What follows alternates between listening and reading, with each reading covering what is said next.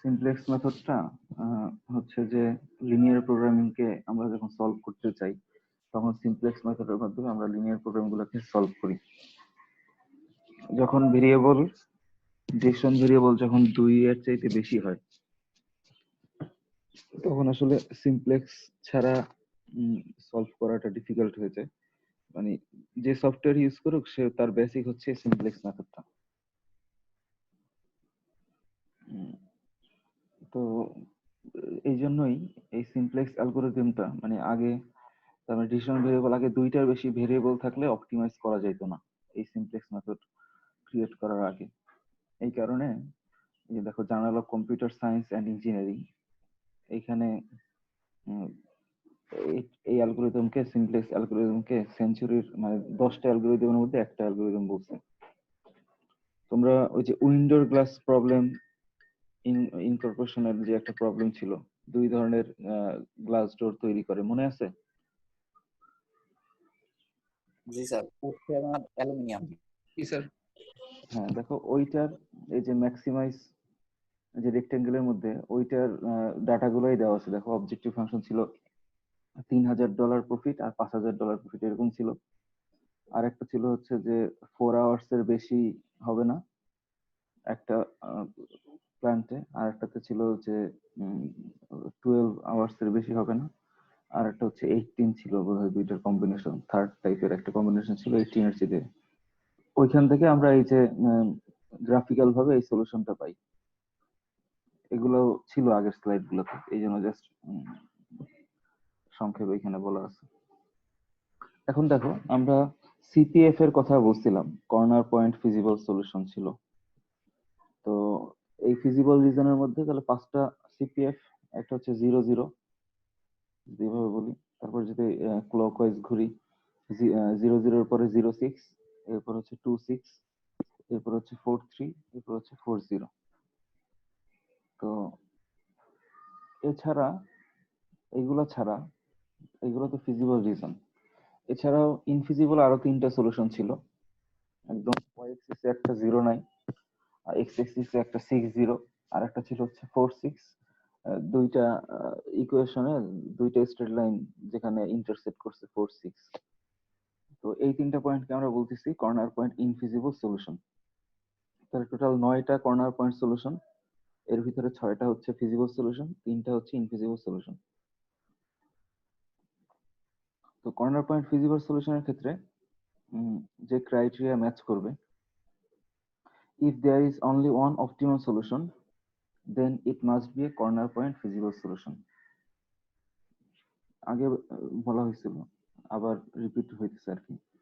if there is only one optimum solution, total একটা সিস্টেমের মধ্যে বা কোনো একটা ম্যাথমেটিক্যাল অ্যানালাইসিসের মধ্যে যদি একটা মাত্র সলিউশন থাকে তাহলে সেটা অবশ্যই কর্নার পয়েন্ট মানে কর্নার পয়েন্ট ফিজিবল সলিউশন হবে। আর এটা হচ্ছে if there are multiple optimum solution then at least two must be adjacent corner point feasible solution। যদি দুইটা সলিউশন হয়, যেমন দুইটা সলিউশন যদি হয় যে দুইটা পয়েন্টেই অপটিমাম সলিউশন, এরকম যদি হয় তাহলে সেই পয়েন্ট দুইটা যে কোনো দুইটা পয়েন্ট হইতে পারে এবং অ্যাডজাসেন্ট হইতে হবে। আইদার এই যে 2 6 আর 4 3, এটা যেমন একটা অ্যাডজাসেন্ট, একটা লাইনের দুইটা পয়েন্ট, অথবা 0 6 2 6, এটা একটা সলিউশন, অথবা হইতে পারে 0 0 0 6, অথবা হইতে পারে 0 0 4 0 4 3 4 0। মানে পাশাপাশি দুইটা পয়েন্ট যদি দুইটা সলিউশন হয় তাহলে একটা লাইনের দুই পাশের দুইটা পয়েন্ট হবে, বা আমরা এটা যেটাকে বলতে পারি যে adjacent corner point feasible solution বলতে পারি। আর এটা হচ্ছে there are only a finite number of corner point feasible solution। মানে এটা আনলিমিটেড থাকবে না আর কি, যেহেতু একটা বাউন্ডেড রিজন থাকবে ফিজিবল রিজনের, এই কারণে এটার নির্দিষ্ট একটা ফাইনাইট নাম্বার সলিউশনস থাকবে। আর এটা হচ্ছে if a corner point feasible solution is better than all the adjacent corner point feasible solution then it is better than all other corner point feasible solution। মানে হচ্ছে আমাদের অবজেক্টিভ ফাংশন যেটা থাকবে, ইনফিজিবল গুলো তো আগেই বাদ দিচ্ছি, ফিজিবল যে পয়েন্ট গুলো থাকবে এই ফিজিবল পয়েন্ট গুলোর মধ্যে আমার অবজেক্টিভ ফাংশনে যদি আমার ফিজিবল পয়েন্টের সলিউশন ভ্যালুগুলোকে ডিসিশন ভেরিয়েবলের ভ্যালুগুলোকে আমরা পুট করি অবজেক্টিভ ফাংশনে, সেক্ষেত্রে আমরা অবজেক্টিভ ফাংশনের ডিফারেন্ট ভ্যালুস পাবো। যদি কোনো একটা কর্নার পয়েন্ট ফিজিবল সলিউশনের অবজেক্টিভ ফাংশনের ভ্যালুটা সবচাইতে বেটার হয়, যদি ম্যাক্সিমাইজ প্রবলেম হয় তার মানে সবচেয়ে ম্যাক্সিমাম হয়, যদি মিনিমাইজ প্রবলেম হয় সেক্ষেত্রে যদি অবজেক্টিভ ফাংশন ভ্যালুটা সবচেয়ে মিনিমাম হয়, তাহলে ওই পয়েন্টটাকে আমরা বলবো হচ্ছে better other than all corner point feasible solution. যেমন এখানে দেখা যাচ্ছে যে সবগুলা এক্স ওয়াই এর ভ্যালুগুলো ডিসিশন ভ্যারিয়েবলগুলো আমরা যদি জেড এর ফাংশনে বসাই, অবজেক্টিভ ফাংশনে বসাই, 0 0 এর জন্য জেড এর ভ্যালু হচ্ছে 0, 4 0 এর জন্য জেড এর ভ্যালু হচ্ছে 12, 4 3 এর জন্য জেড এর ভ্যালু হচ্ছে 27, 0 6 এর জন্য জেড এর ভ্যালু 30, 2 6 এর জন্য জেড এর ভ্যালু হচ্ছে 36। তাহলে আমরা দেখতে পাচ্ছি জেড এর ভ্যালুটা, এই যে 2 নাম্বার পয়েন্ট যেটা জেড এর ভ্যালু, যেটা এই পয়েন্টের জেড এর ভ্যালু বা অবজেক্টিভ ফাংশনের ভ্যালু অন্যান্য কর্নার পয়েন্টের ফিজিবল সলিউশনের জেড এর ভ্যালুর চাইতে বেশি। যেহেতু এটা ম্যাক্সিমাইজ প্রবলেম প্রফিট, তার মানে আমরা জেডটাকে বলতে পারি জেড সিপিএফ, মানে Z corner point feasible solution, এটা হচ্ছে বেটার দেন আদার কর্নার পয়েন্ট ফিজিবল সলিউশনস। তো সিমপ্লেক্স মেথডে যেটা করা হয় শুধুমাত্র কর্নার পয়েন্ট ফিজিবল সলিউশন বা সিপিএফ সলিউশন গুলো নিয়েই কাজ করে। সিমপ্লেক্স মেথড ডেভেলপ করার সময় সিমপ্লেক্স মেথডে যখন সলভ করা হয়, যে কোনো একটা যদি অপটিমাম সলিউশন থাকে, সেক্ষেত্রে তো আমরা লাস্ট এই যে 3টা রুলস এর ভিতরে যেটা পড়লাম বা 3টা কন্ডিশনের ভিতরে যেটা পড়লাম, যে যদি একটা সলিউশন থাকে সেটা অবশ্যই কর্নার পয়েন্ট ফিজিবল সলিউশনের মধ্যে হবে বা যে কোনো একটা সিপিএফ এর মধ্যে হবে। এই কারণে সিমপ্লেক্স মেথড যেটা করে, কোনো একটা প্রবলেমের ক্ষেত্রে যদি একটা অপটিমাম সলিউশন থাকে, সে হচ্ছে ওই সিপিএফ গুলাকেই খুঁজে বের করে, মানে সিপিএফ গুলোর ভিতরে জাস্ট অ্যানালাইসিস করে যে কোন পয়েন্টটা অপটিমাম সলিউশন হতে পারে। কিছু কিছু কেসে ফিজিবল সলিউশন যদি ইনফাইনাইট হয়, ফিজিবল সলিউশন ইনফাইনাইট হবে কখন? লাস্ট দিন বলা হয়েছিল যে দুইটা সলিউশন হচ্ছে যদি কোনো একটা স্ট্রেট লাইনের দুই পাশের দুইটা পয়েন্ট, মানে অ্যাডজাসেন্ট দুইটা সিপিএফ যদি সলিউশন হয়, সেটাকে আমরা বলতেছি 2 পয়েন্ট সলিউশন বা 2 পয়েন্ট অপটিমাম সলিউশন। আর যদি ইনফাইনাইট নাম্বার অফ সলিউশন হয়, সেক্ষেত্রে বলতেছিলাম যে অবজেক্টিভ ফাংশন এর যে গ্রাফটা বা অবজেক্টিভ ফাংশনের যে স্ট্রেট লাইনটা, সেটা অন্য আরেকটা কনস্ট্যান্টের সাথে, কনস্ট্যান্টের কোএফিসিয়েন্ট গুলোর সাথে কোইনসাইড করবে, মানে একই লাইন হবে। অবজেক্টিভ ফাংশনের স্লোপ আর অন্য যে কোনো একটা সলিউশনের স্লোপ যদি একই লাইন হয়, সেক্ষেত্রে আমরা ইনফাইনাইট নাম্বার অফ সলিউশনস পাবো।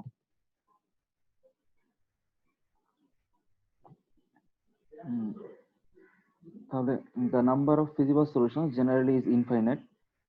Reducing the number of solutions that needs to be examined to a finite number is a tremendous simplification.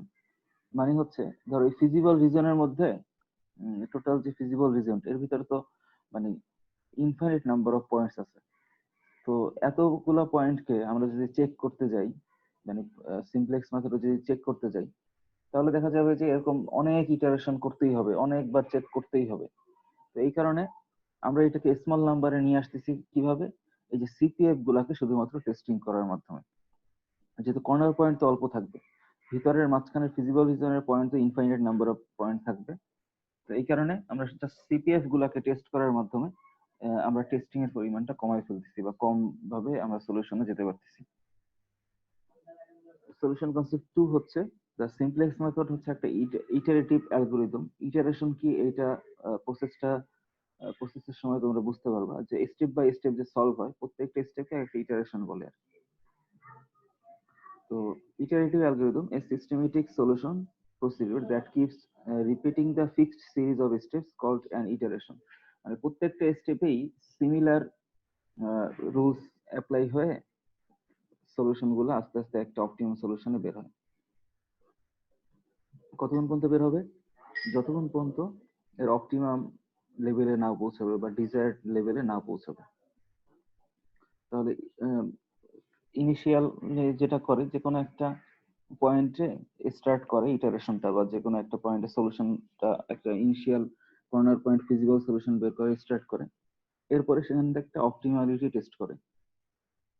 যদি অপটিমালিটি টেস্টটা অপটিমাম হয় তাহলে তো বন্ধ হয়ে যাবে, মানে ওইখানে ইটারেশন শেষ, মানে এক টেস্টে ইটারেশন শেষ। যদি অপটিমালিটি টেস্টে ওইটার রেজাল্টটা বেটার না পাওয়া যায় বা অপটিমাম না পাওয়া যায়, সেক্ষেত্রে আবার ইটারেশন স্টার্ট করতে হবে।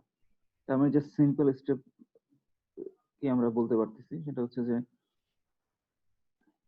একটা ইনিশিয়াল ইটারেশন স্টার্ট হবে, স্টার্ট হয়ে সেই ইটারেশনের মধ্যে যে রেজাল্টটা দিবে সেই রেজাল্ট দিয়ে সেই রেজাল্ট নিয়ে আমরা অপটিমাল টেস্ট করব, অপটিমালিটি টেস্ট করব। তো সেই অপটিমালিটি টেস্টের রেজাল্ট যদি অপটিমাম রেজাল্ট হয় বা ডিজায়ার্ড ভ্যালু হয় তাহলে সেটা ওইখানেই আমার ইটারেশন শেষ। যদি ডিজায়ার্ড ভ্যালু না হয় সেক্ষেত্রে আমরা আবার এটাকে ইটারেশন স্টার্ট করে সেকেন্ড ইটারেশন স্টার্ট হবে। সেকেন্ড ইটারেশনের যে রেজাল্টটা পাওয়া যাবে সেটা যদি ডিজায়ার্ড ভ্যালু হয় তাহলে স্টপ করব, যদি ডিজায়ার্ড ভ্যালু না হয় আবার ইটারেশন স্টার্ট করব।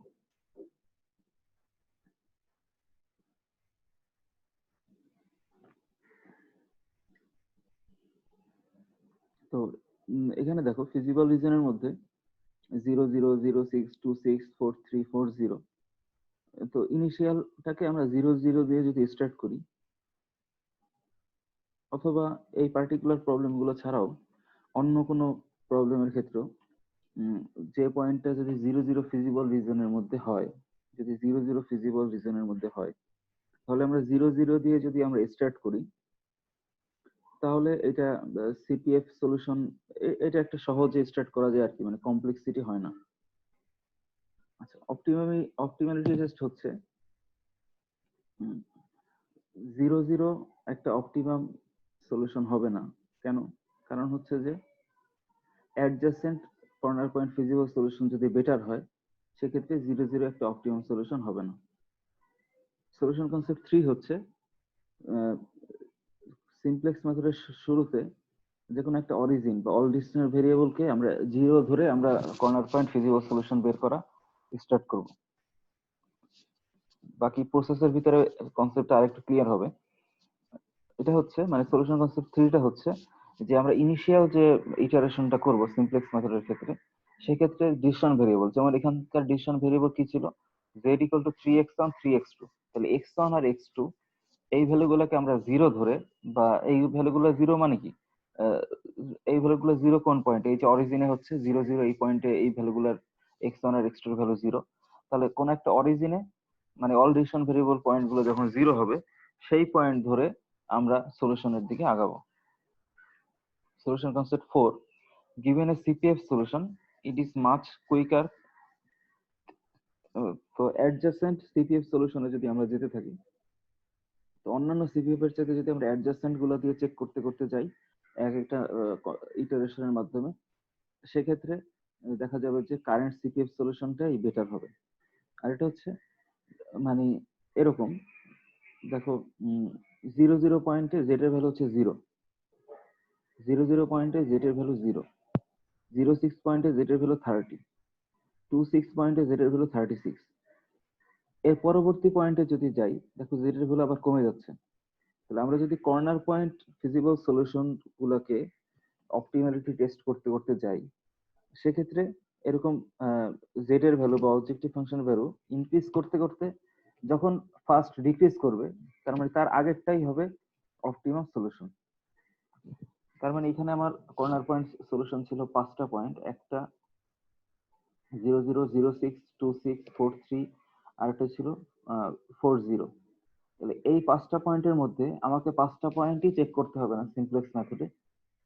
আমাকে যেটা করতে হবে যে প্রথম পয়েন্ট 0 0 দিয়ে স্টার্ট করলাম, এরপর তার অ্যাডজেসেন্ট পয়েন্ট 0 6, এভাবেও যেতে পারি, অথবা অ্যাডজেসেন্ট পয়েন্ট এই যে 4 0 এই পয়েন্ট থেকেও যেতে পারি, মানে ক্লকওয়াইজ বা অ্যান্টি ক্লকওয়াইজ যে কোনো একদিকে গেলেই হয়। বাকি আমার কোন একটা সলিউশন আসার পরে পরবর্তী সলিউশনটা যদি এর চেয়ে কমে আসে তাহলে তার পরবর্তী যে পয়েন্টগুলো থাকবে সেগুলো আর টেস্ট করার দরকার নেই। মানে হচ্ছে এখানে যদি সিকোয়েন্সিয়ালি দেখি যে 0 0 এর জন্য z এর ভ্যালু 0, 0 6 এর জন্য z এর ভ্যালু 30, 2 6 এর জন্য z এর ভ্যালু 36, এরপরেরটা 4 3 এর জন্য z এর ভ্যালু 27। তার মানে এই 4 0 পয়েন্টটাকে আমার অপটিমালিটি টেস্ট করার দরকার নেই, কারণ 4 0 পয়েন্টের জন্য এই ভ্যালুটা আরো মিনিমাম আসবে z এর ভ্যালুটা।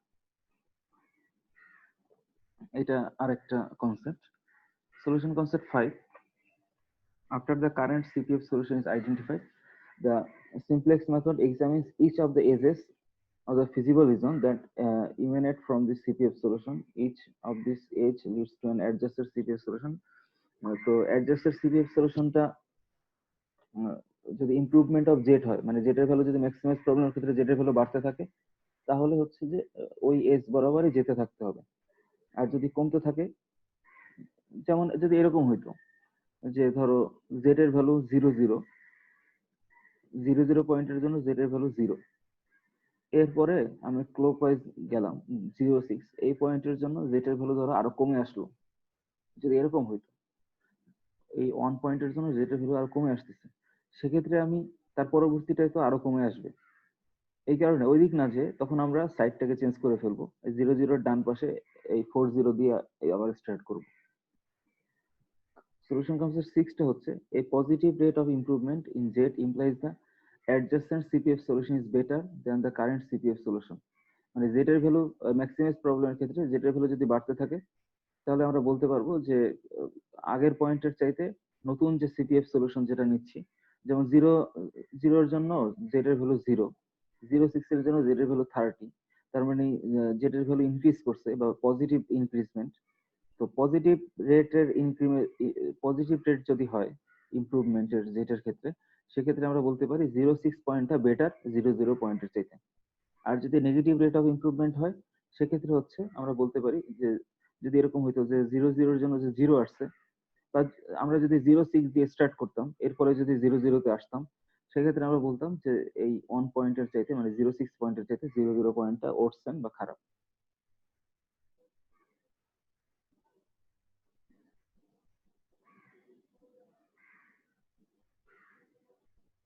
আর হচ্ছে অপটিমালিটি টেস্ট দ্বারা ওই পয়েন্ট ছাড়া অন্য কোনো পয়েন্ট আরো বেটার রেজাল্ট দেয় কিনা সেটা দেখাবে। যদি না দেয়, এই যে লাস্ট যে লাইনটা, the optimality test consists of simply checking whether any of the edges give a positive rate of improvement in Z.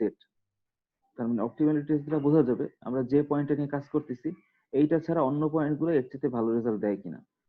যদি দেয় তাহলে তো পরের ইটারেশনে যাইতে হবে, আর যদি না দেয় সেক্ষেত্রে কারেন্ট যে পয়েন্টটা সেটাই optimal solution.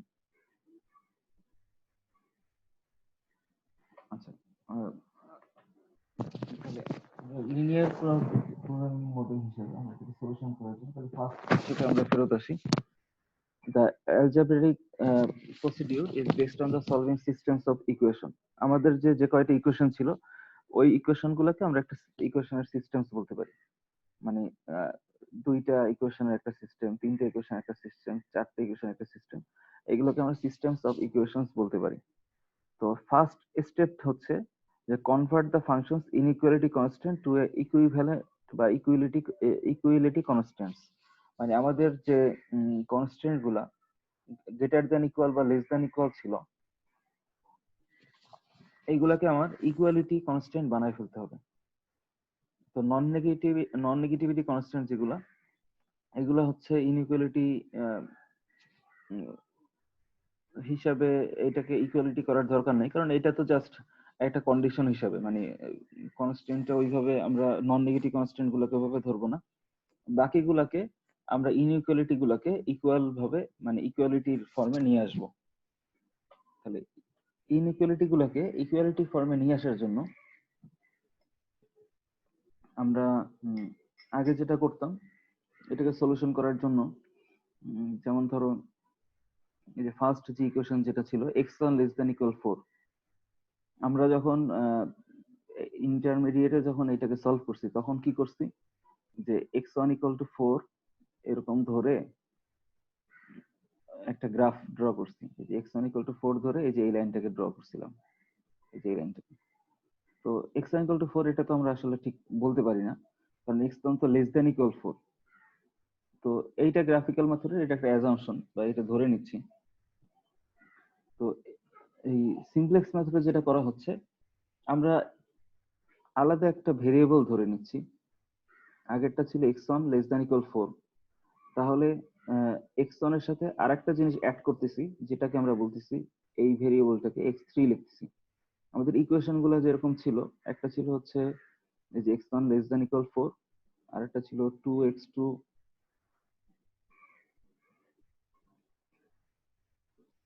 Less than equal 12, এরকম একটা ইকুয়েশন ছিল। আর একটা ছিল হচ্ছে 3x1 plus 2x2 less than equal 18।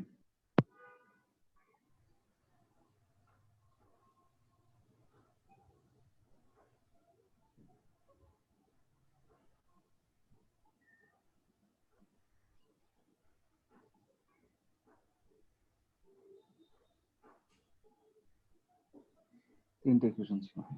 তিনটে ইকুয়েশনের ক্ষেত্রে এই যে প্রথম যে x1 less than equal 4, এর সাথে আমরা যদি এরকম ভাবে বলি, দেখো x1 এর সাথে x3 একটা ভেরিয়েবল যদি অ্যাড করি ইকুয়াল টু 4 এরকম লিখতে পারি। যদি x1 এর ভ্যালু 4 হয় তাহলে x3 টা 0 হবে। একটা স্ল্যাক ভেরিয়েবল অ্যাড করলাম, এই ভেরিয়েবলটার মানে হচ্ছে এরকম, এই যে আমরা সলিউশন করার পরে যদি x1 এর ভ্যালু 4 হয় তাহলে x3 এর ভ্যালু 0, যদি x1 এর ভ্যালু 3 হয় তাহলে x3 এর ভ্যালু 1। তার মানে এরকম x3 একটাকে স্ল্যাক ভেরিয়েবল বলতেছি যার ভ্যালুটা x1 এর উপরে solely ডিপেন্ড করতেছে। সিমিলার ভাবে পরবর্তী ইকুয়েশনে আমরা আরেকটা এই যে দেখো 2x2 less than equal 12, তাহলে এখানে আমরা আরেকটা স্ল্যাক ভেরিয়েবল যদি অ্যাড করি,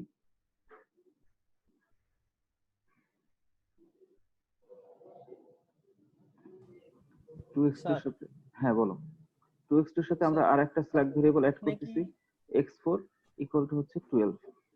তার মানে 2x2 এর ভ্যালু যদি 6 হয় তাহলে 2x2 ইকুয়াল টু হচ্ছে 12, সেক্ষেত্রে x4 এর ভ্যালু 0। 6 এর বাদে যদি অন্য কিছু হয়, কম হয়, সেক্ষেত্রে x4 এর আমরা একটা পজিটিভ ভ্যালু পাবো। যদি x2 এর ভ্যালু নেগেটিভ কিছু হয় সেক্ষেত্রে আমরা x4 এর একটা পজিটিভ ভ্যালু পাবো, নেগেটিভ ভ্যালু পাবো। হ্যাঁ বলো। স্যার মানে স্ক্রিনে শুধু ফার্স্ট পেজটা যেটা দেখাইছিলেন ওটাই দেখা যাচ্ছে, আপনি কি অন্য কোনো পেজ দেখাচ্ছেন? হ্যাঁ আমি তো পেজ 4 এ আছি, এরকম হলো কেন?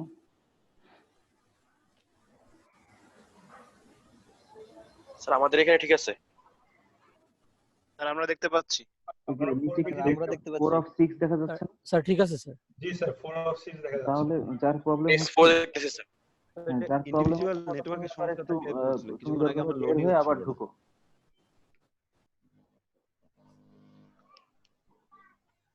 আচ্ছা, তাহলে 2x2 plus x4 equal to 12, তার মানে এটা আরেকটা স্ল্যাক ভেরিয়েবল অ্যাড করলাম।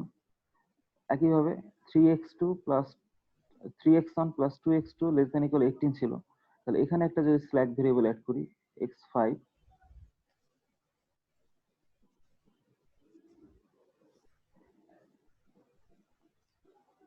ইকুয়াল টু হচ্ছে 18। তাহলে এখন তিনটা আমার ইকুয়াল, মানে ইকুয়ালিটি ইকুয়েশন পাচ্ছি, যেখানে আমার ডিসিশন ভেরিয়েবল হচ্ছে দুইটা, x1 আর x2, আর স্ল্যাক ভেরিয়েবল হচ্ছে তিনটা, x3 x4 x5। তার মানে এটা হচ্ছে ফার্স্ট স্টেপ। তো আমরা ফার্স্ট স্টেপে তার মানে কি করতেছি, এগুলোকে আমরা বাউন্ডারি ইকুয়েশনে বলতে পারি। The boundary equation for any constraint is obtained by replacing less than equal or greater than equal sign by an equal sign। তার মানে ইনইকুয়ালিটি কনস্ট্যান্ট গুলোকে আমরা ইকুয়াল সাইনে যখন ট্রান্সফার করব তখন এই ইকুয়েশন গুলোকে আমরা বাউন্ডারি ইকুয়েশন বলি। If a slack variable is equals to 0 in the current solution, then the solution lies on the constraint boundary for the corresponding function or constant. The value is greater than 0 means the solution lies on the feasible side of the constraint boundary, whereas a value less than 0 means solution lies in the infeasible side. এই কথাগুলোকে যদি আরেকটু explain করি, দেখো slack ভেরিয়েবলের ভ্যালুগুলা, if the slack variable equals to 0 in the current solution, আমরা তো simplex মেথডে সলভ করার জন্য কয়েকটা ইটারেশন করতে হয়, একটা দুইটা তিনটা বা 100টা ইটারেশন লাগতে পারে। তাহলে এই স্ল্যাক ভেরিয়েবলের ক্ষেত্রে আমার এখানে যদি এখন x3 x4 x5 এই ভ্যালুগুলো যদি 0 হয় কারেন্ট সলিউশনের ক্ষেত্রে, তাহলে the solution lies on the constraint boundary of the corresponding functional constant। মানে হচ্ছে এই বাউন্ডারি, এটা একটা বাউন্ডারি, এটা একটা বাউন্ডারি, একটা বাউন্ডারি, এই বাউন্ডারির মধ্যেই আমার সলিউশনটা থাকবে। If the value greater than 0 means the solution lies on the feasible side of the constraint boundary। তার মানে এই x3 x4 x5 এর ভ্যালু যদি গ্রেটার দ্যান 0 হয়, মানে যদি 0 হয় তাহলে এই লাইনগুলোর মধ্যে থাকবে, আর যদি গ্রেটার দ্যান 0 হয় তাহলে এই ফিজিবল সলিউশনের মধ্যে থাকবে, আর যদি লেস দ্যান 0 হয় x3 x4 x5 এর ভ্যালু, সেক্ষেত্রে সলিউশনটা হচ্ছে ইনফিজিবল রিজনের মধ্যে চলে যাবে। তার মানে এখন আমরা স্টেপ গুলা কিভাবে আগাবো, একটা হচ্ছে প্রথমে আমরা বলে নিচ্ছিলাম যে অরিজিন দিয়ে স্টার্ট করব, তাহলে 0 0 দিয়ে স্টার্ট করব। ইটারেশন 1 এ আমরা 0 0 থেকে 06 এই পয়েন্টে যাব। ইটারেশন 2 তে আমরা 06 থেকে 26 পয়েন্টে যাব। এরপরে আমরা অপটিমালিটি যখন টেস্ট করব তখন দেখা যাবে যে 26 পয়েন্ট ইজ বেটার দেন 06 আর 43, মানে এই 26 পয়েন্টটা 06 এর চাইতেও বেটার, আবার 43 চাইতেও বেটার। এই কারণে 26 পয়েন্টে অপটিমাম চলে আসবে, সেক্ষেত্রে আমার এই 40 পয়েন্টটাকে আর টেস্ট করতে হবে না।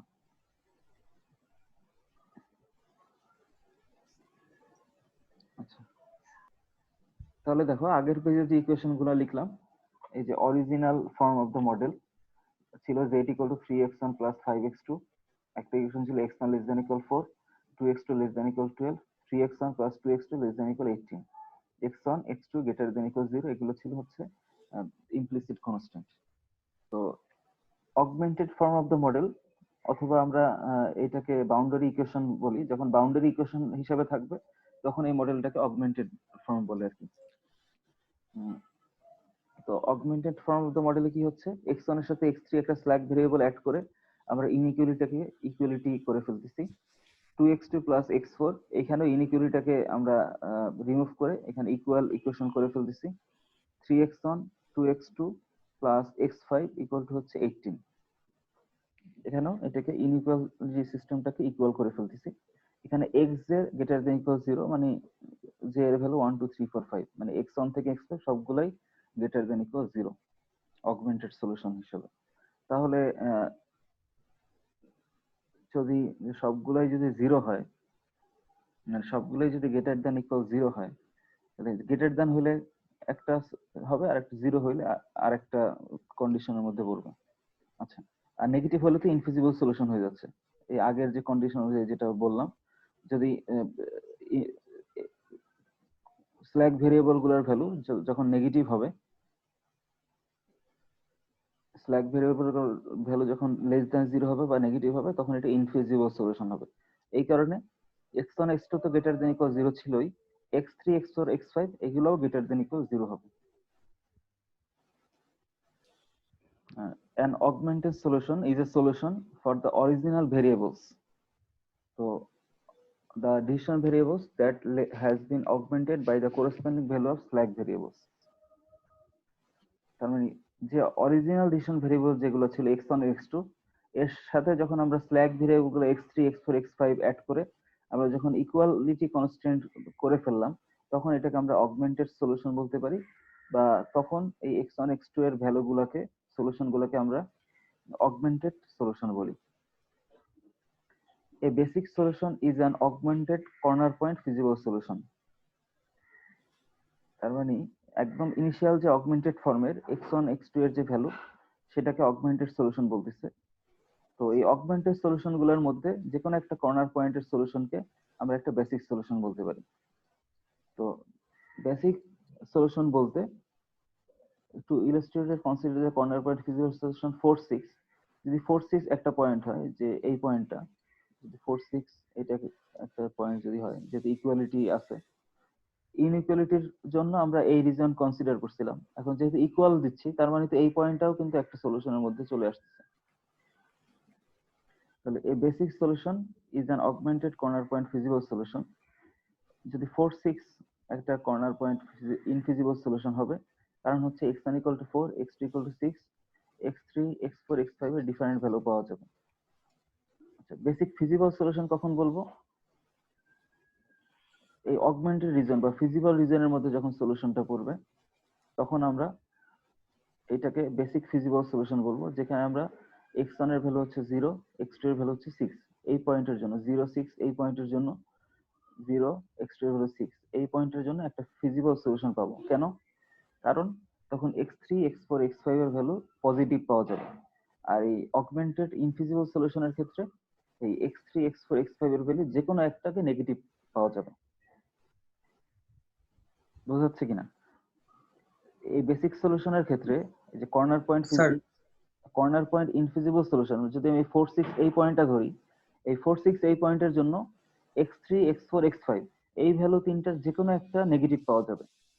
তাহলে আমাদের লাস্ট লাস্ট স্লাইডের সলিউশন মানে কন্ডিশন অনুযায়ী ছিল যে x স্ল্যাক ভেরিয়েবলের ভ্যালু যদি লেস দ্যান 0 হয় সেক্ষেত্রে আমরা ইনফিজিবল রিজনে চলে যাব। তো আমি জাস্ট চেক করার জন্য এই 4 6 পয়েন্টটাকে যদি আমরা ধরি সেক্ষেত্রে আমরা x3 x4 x5 এর যে কোনো একটার ভ্যালু অথবা তিনটার ভ্যালুই নেগেটিভ হইতে পারে। আর বেসিক ফিজিবল সলিউশন কখন হবে? ধরো x1 0 x2 6 এই পয়েন্টের জন্য এই x3 x4 x5 সবগুলা ভ্যালুই পজিটিভ আসবে। হ্যাঁ বলো, কোশ্চেন বলো। স্যার যদি একাধিক পয়েন্টের জন্য অবজেক্টিভ ফাংশনের যে ভ্যালু আছে z সেটা যদি সমান হয় তখন আমরা আসল পয়েন্টটাকে আইডেন্টিফাই কিভাবে করব? সেটা কি কনস্ট্যান্টস ইকুয়েশন দিয়ে করব নাকি অন্য কোনো ভাবে? আচ্ছা, তুমি যেটা বলতেছো যে যেমন আমাদের তিনটা কন্ডিশন ছিল, একটা ছিল হচ্ছে যে একটা পয়েন্ট সলিউশন থাকবে তাহলে সেটা কর্নার পয়েন্ট ফিজিবল সলিউশন হবে, আর একটা ছিল যে দুইটা সলিউশন হয় তাহলে একটা স্ট্রেট লাইনের দুইটা অ্যাডজাসেন্ট পয়েন্ট হবে বা একটা স্ট্রেট লাইনের দুই সাইডের দুইটা পয়েন্ট হবে। আর একটা ছিল যদি ইনফাইনাইট নাম্বার অফ সলিউশনস হয় সেক্ষেত্রে হচ্ছে যে একটা স্ট্রেট লাইনের সাথে অবজেক্টিভ ফাংশনের স্ট্রেট লাইনটা কোইনসাইড করবে। এখন তোমার কোশ্চেন হচ্ছে, আমি যদি ক্লিয়ার হই, যে তোমার কোশ্চেন হচ্ছে যে দুইটা পয়েন্ট যদি সলিউশন হয় সেক্ষেত্রে ওই দুইটা পয়েন্টকে আমরা কিভাবে আইডেন্টিফাই করব, এটাই জি তো স্যার। question নাকি? আচ্ছা, জি স্যার। আমরা সিমপ্লেক্স মেথডের ক্ষেত্রে আমরা অপটিমালিটি টেস্টে মানে অপটিমাম কিনা এই অপটিমালিটি টেস্টে একটা ফর্মুলা আছে, সেই ফর্মুলাতে বসায় দেখব। তো সেই ফর্মুলাতে বসায় দেখা যাবে যে আমরা কারেন্ট যে সলিউশনটা নিয়ে কাজ করতেছি এর চাইতে অন্যান্য কোনো এজের বা অন্যান্য কর্নার পয়েন্ট ফিজিবল সলিউশনের ভ্যালুটা বেটার কিনা সেইটা ওই অপটিমালিটি টেস্টের মাধ্যমে বোঝা যাবে। তাহলে অপটিমালিটি টেস্টে যদি দেখা যায় বেটার তাহলে আমরা পরবর্তী পয়েন্টে যাব। তো পরবর্তী পয়েন্টের ভ্যালুটা যদি ওই আগের সলিউশনের জেটের ভ্যালু সমান হয় তাহলে তো আমরা বলতে পারবো যে দুইটা অপটিমাম সলিউশন। যদি এখানে এক্সাম্পল দিয়ে বলি, ধরো 2 6 এর জন্য আমার রেজাল্টটা সবচেয়ে ভালো আসতেছিল 36। এখন আমি অপটিমালিটি টেস্ট করলে যেটা দেখতে পাচ্ছি যে পরবর্তী মানে এর চাইতে আরো বেটার পয়েন্ট বা সমান ইকুইভ্যালেন্ট পয়েন্ট থাকতে পারে। তাহলে অ্যাডজেসেন্ট পয়েন্ট 43 তে যাব, 43 তে যায় যদি আমি 36 পাই তাহলে বোঝা যাচ্ছে যে এইটাও ভালো। এরপর আবার অপটিমালিটি টেস্ট করা হলে দেখা গেল যে পরেরগুলো খারাপ। তার মানে 2 6 টাও ধরো 36 পাচ্ছি, 43 এর জন্য সাপোজ 36 পাচ্ছি, তখন আমরা এই দুইটা পয়েন্টকে অপটিমাম পয়েন্ট বা দুইটা পয়েন্টকে সলিউশন বলবো। ক্লিয়ার হয়েছে কিনা? জি স্যার।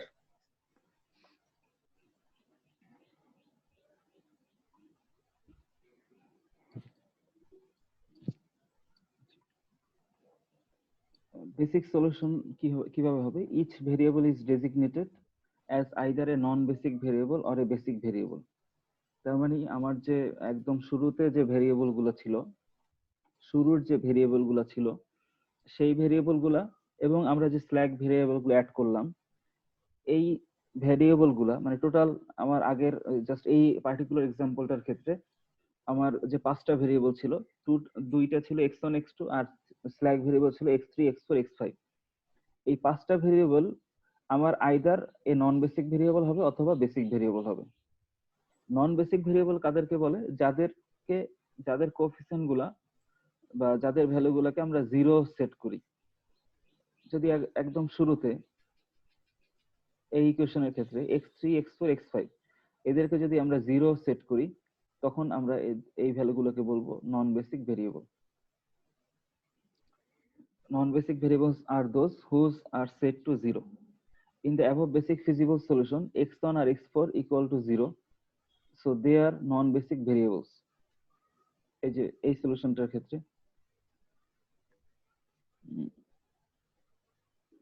এই যে বেসিক এটার ক্ষেত্রে দেখো এই যে x4 হচ্ছে, আচ্ছা এটা ইটারেশন অনেক বোঝা যাবে। x1 আর x4 যখন 0 হবে তার মানে হচ্ছে ওইটাকে আমরা নন বেসিক ভেরিয়েবল বলবো, আর বাকি ভ্যালুগুলোর একটা ভ্যালু পাওয়া যাবে। x2 হচ্ছে 6, x3 হচ্ছে 4, x5 হচ্ছে 6। এটা একটা ইটারেশনে বোঝা যাবে যে কোন একটা কেসে যদি x1 আর x4 যদি 0 হয় বাকি ভেরিয়েবলগুলো এরকম হবে। আচ্ছা এটা তোমরা এখান থেকেও দেখতে পারো। দেখো x2 কে 6 আর x3 কে 4 ধরো।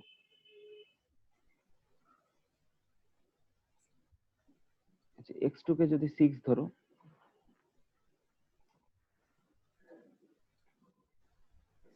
x2 কে যদি 6 ধরো তাহলে 2x2 ইকুয়াল টু 6, x2 কে 6 ধরলে 2x2 ইকুয়াল টু 6, তাহলে x4 কি হবে? 0 হবে না? x2 কে 6 ধরলে 2x2 ইকুয়াল টু 12, তাহলে x4 হবে 0।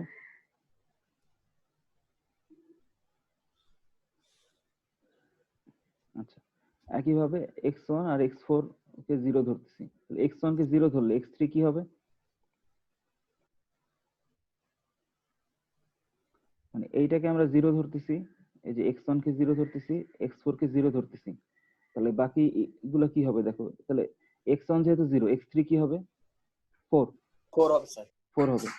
x4 যেহেতু 0, 2x2 ইকুয়াল টু 12, তাহলে x2 কত হবে? 6।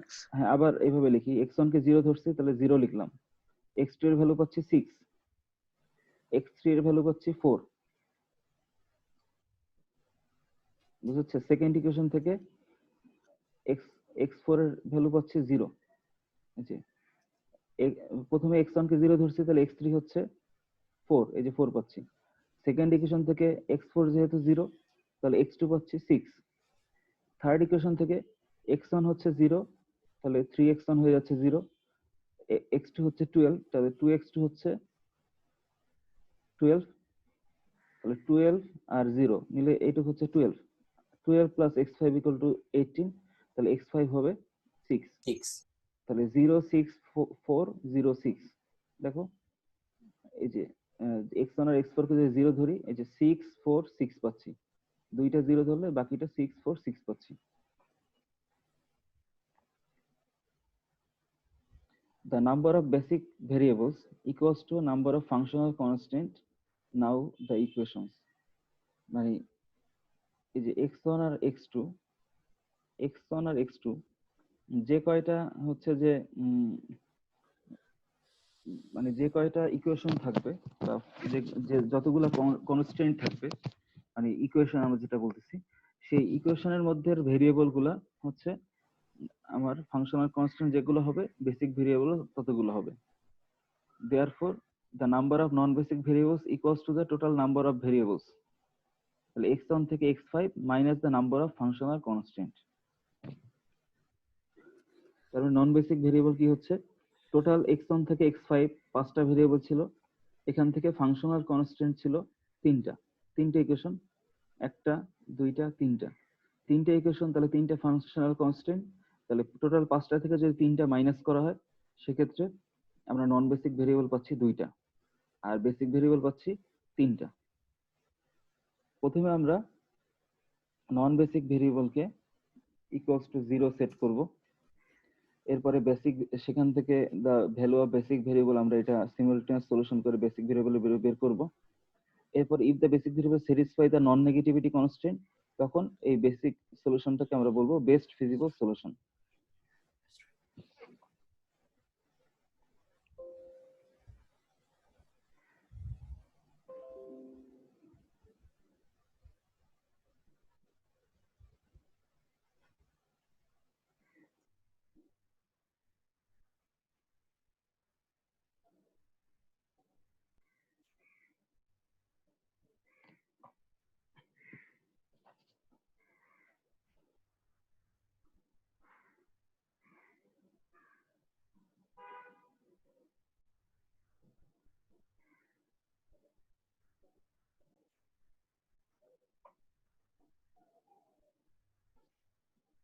আচ্ছা দেখো, আমার তাহলে সিমপ্লেক্স মেথডের এটা হচ্ছে গ্রাফটা ছিল এরকম, আর অগমেন্টেড মেথডটা ছিল এরকম।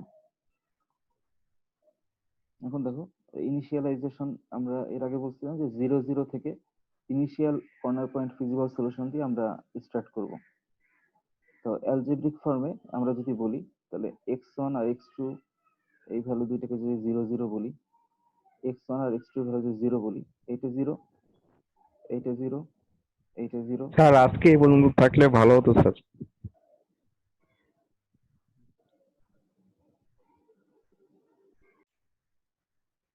আচ্ছা, এই ভ্যালুগুলো যদি 0 হয় তাহলে x3 এর ভ্যালু হচ্ছে 4, x2 যেহেতু 0 তাহলে x4 এর ভ্যালু হচ্ছে 12, এই দুটো যেহেতু 0 x4 এর ভ্যালু হচ্ছে 18। তাহলে 0 0 এর জন্য সলিউশনটা কিভাবে পাচ্ছি দেখো, x1 0 x2 0, তাহলে x3 এর ভ্যালু হচ্ছে 4, x4 এর ভ্যালু হচ্ছে 12 আর x5 এর ভ্যালু হচ্ছে 18। এরপরে আমরা অপটিমালিটি টেস্ট করব। এটা অপটিমাম হবে না কেন? কারণ আমরা জিওমেট্রিক ভাবে কিভাবে করতাম, 0 0 এর পরে পরবর্তী পয়েন্ট 06 পয়েন্টে যে আমরা যাচ্ছি, 06 পয়েন্টে গেলে আমার জেটের ভ্যালু যেহেতু ইনক্রিজ করতেছে, এই কারণে এই 0 0 পয়েন্টটা অপটিমাম সলিউশন না। আমরা জিওমেট্রিক ভাবে এভাবে দেখি। এরপরে অ্যালজেব্রিক ফর্মে কিভাবে দেখব? 0 0 পয়েন্ট অপটিমাম না কেন? Because increasing either non basic variable. আচ্ছা, নন বেসিক ভেরিয়েবল কাকে বলতেছিলাম? যে যার ভ্যালু গুলো 0 তাদেরকে আমরা বলতেছিলাম নন বেসিক ভেরিয়েবল। তাহলে নন বেসিক ভেরিয়েবল যেহেতু 0 0, x1 x2 কে নন বেসিক ভেরিয়েবল বলতেছি, x1 x2 নন বেসিক ভেরিয়েবল। তো নন বেসিক ভেরিয়েবলকে যদি ইনক্রিজ করা হয়, সেক্ষেত্রে যদি z এর ভ্যালু ইনক্রিজ করে, তাহলে আমরা বলবো ওইটা অপটিমাম সলিউশন না। নন বেসিক ভেরিয়েবলকে not optimum because increasing either non basic variables x1 আর x2 ইনক্রিজেস z।